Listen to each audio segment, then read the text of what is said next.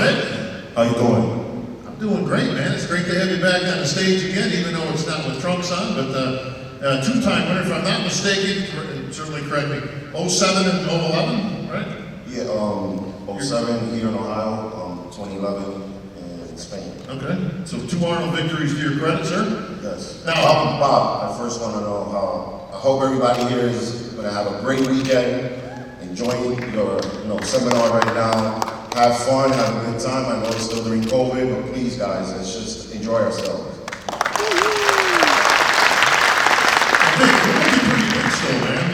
You've got plans on competing still? Have you called it a date? I know you haven't. I don't think you put out any official disclaimers that I've seen out there, but you're looking pretty good, big man. Shirt's a medium. There's the trick. See that? Just get smaller shirts. Wear smaller shirts. Don't hang around with small people. But no, you look great. Over there. Yeah. Stay away from them. Yeah. Full picture large, maybe. So what's the plan, Vic? Have you retired from competing? I know you're very active in business. You just started your own business. We're going to get into that in just a few minutes. But where are you at in terms of competition? Well, I don't know. Give me a good reason to compete, and I can give you an answer. Oh, listen. You got Arnold. You can pick up a third Arnold title. You get back to the Olympia. There's prize money. Right? There's all kinds of reasons. Well, I think my number one reason, I guess, when you're a bodybuilder, you don't really retire. This is for life, so you don't retire. As far as competitively, I think the early years, I had my first son at 19 years old. My second son was 25. So, I have 6 kids. And every competition I did, every tour I did, every time I got on that plane, it was taking time away from my kids. And I don't think I want to do that anymore. Well, 60, listen, a few more, you can have a baseball team, or you catch Ronnie's record, because Ronnie's got some decent kids. How many you got, Ronnie? That's why I was my man. What, you got 9? 8? It's like, 8.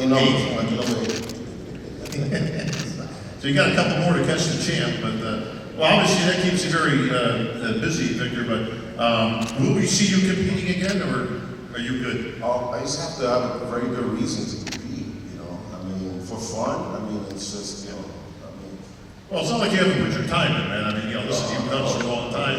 I love the process. You've got a lot of titles to your credit, an Olympia victory. A lot of people to this day think that maybe Victor could have been the winner back in, what was that, 07? Yeah, 07, could have, should have.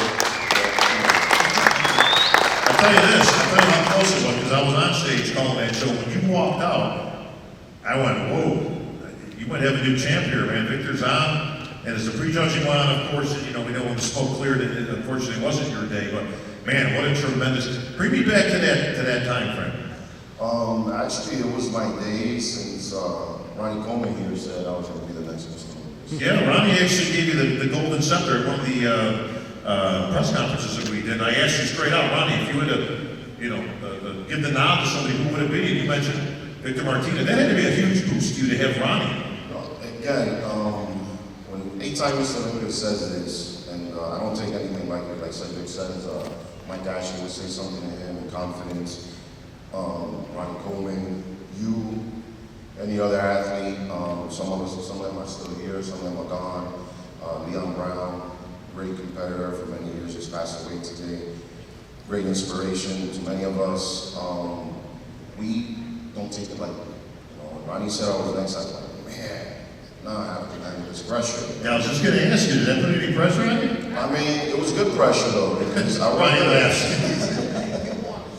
No, it was good pressure because, again, when you doubt me, I think I work harder. When you expect for me not to do great, I do better. So I don't mind the pressure. I think I work great under pressure. It's just a lot of times,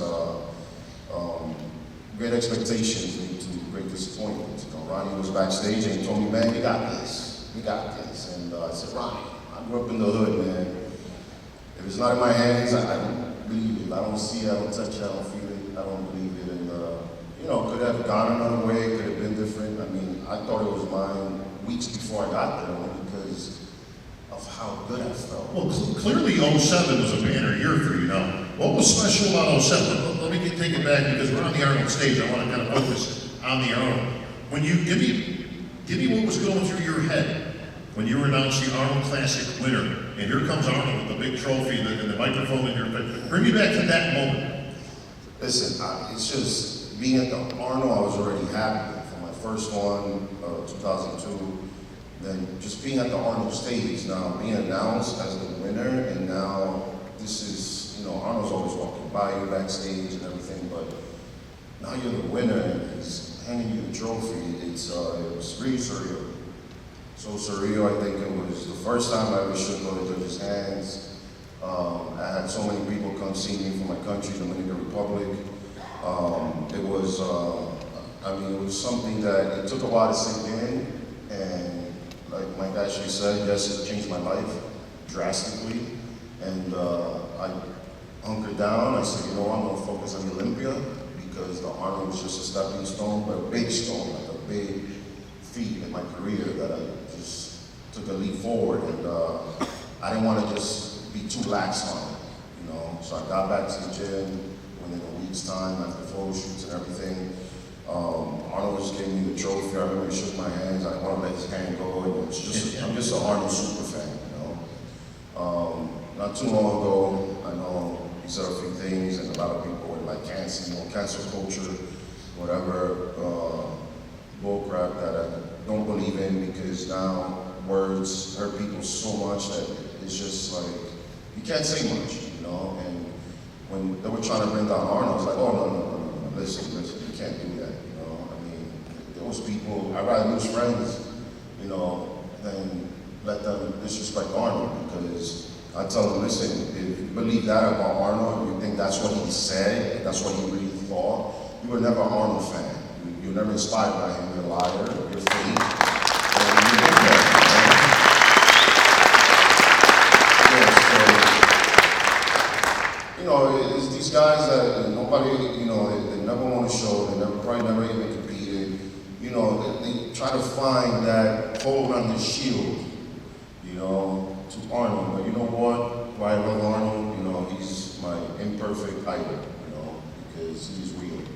You see Arnold, he's real. But to me, bodybuilding didn't become real until I saw Lee Haney, Ronnie Coleman, and Sergio Oliva. You know, Arnold just had nice hair. I could never have that. He's just so tall and everything. You know, he was in movies. It wasn't real. It was more of a fantasy. So when I started reading magazines and seeing all these things, and just moments of Arnold pumping iron, it was just, the more I read about him, I have his book in my car, you know.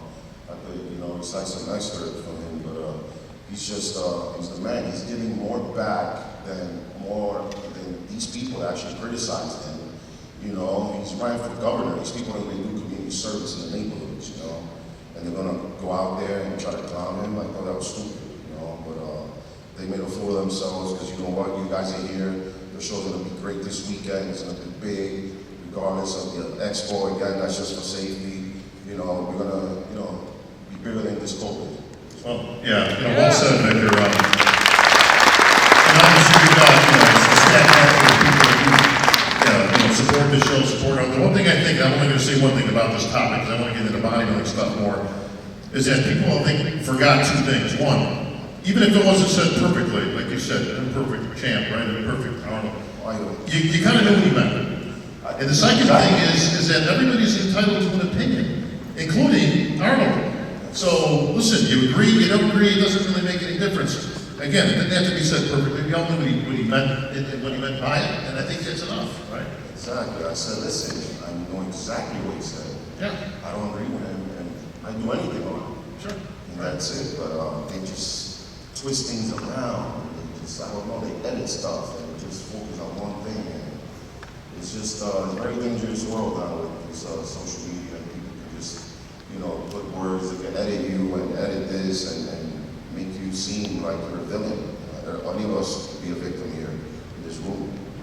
Well, Vic, we get back to some biz here, because in the business of bodybuilding, competing is one thing. And there's many different factors to being a professional bodybuilder, whether it's representing companies, whether it's your business. Like you said, Mike, you're a successful gym owner. You know, you made that your career, educating others. Cedric, you're still competing, obviously, you're, you know, a full-time military. Now, Victor, you've gone into your own business. For years, you were with MHP. Many years. I know you were very thankful for their support for all those years, but you've got a new venture now. Yes, I started my own company, Superior Labs. Yes, there are many like it, like everybody would just say, you know, but this one is mine. It has a special touch to it. I was inspired by another, like myself, you know, and it's something I thought of when Ronnie walked into my gym the first time. That was my first business.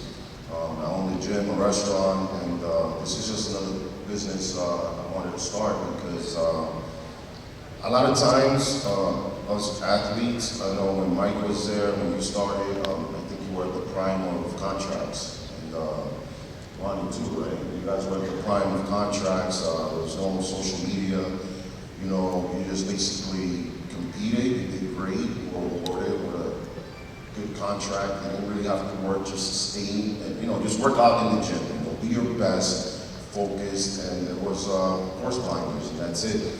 We're in a different age now where now you get good bodybuilders that don't really have the ability to want to even do social media, but we have a guy who's never competed, who's getting a big contract to him because he has bigger followers. You know, so the whole thing has changed. Is that saying they can make money? Anybody can make money, make a living in bodybuilding. You just have to now adapt to the different world it is now. I decided to own my own company because a lot of us are making companies big. We're making them millions. And when you turn around, you could barely pay your rent, and that's just happening a lot. That's why a lot of athletes come up with their own brands, come up with their own, whether it's gear, clothing, anything, equipment, training equipment, you name it. So I always just tell the guys, you know, don't limit yourself. Do your bodybuilding, do your fitness, do your bikini, but you know what, on your downtime, focus on a business. Focus on a business, on something to fall back on after. And that's what I was doing for my first year as a pro. That was my goal. Fortunately, there was a few, you know, mishaps in my life. We've seen that, and you can only do so much. You can only go against the grain, but you know what? I'm good for it. I take, I'm daring, I take, you know, my time to just stay focused, not hard on my failures. I use that as a learning experience, and I keep going. You know, I don't mind failing, and that's part of one of the things on the road. You know, if you fail, you learn, just keep going because again, that's what's going to make you stronger.